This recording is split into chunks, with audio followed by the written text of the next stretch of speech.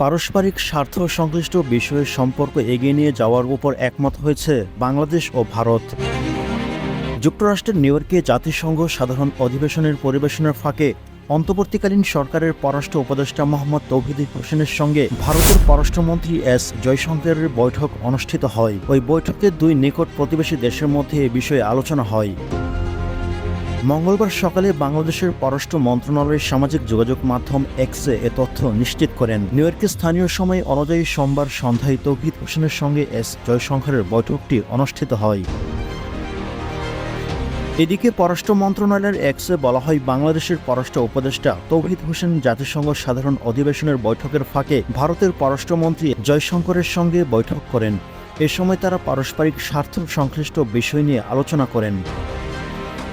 গত ৫ আগস্ট ছাত্র জনতার অভ্যুত্থানের মুখে প্রধানমন্ত্রীর পদ থেকে পদত্যাগ করে দেশ ছেড়ে ভারতে পালিয়ে যান সাবেক প্রধানমন্ত্রী শেখ হাসিনা। এরপর বাংলাদেশের রাজনৈতিক পট পরিবর্তন হয়। টিম টিআরসি হৃদয়ে ধারণ করে বাংলাদেশ।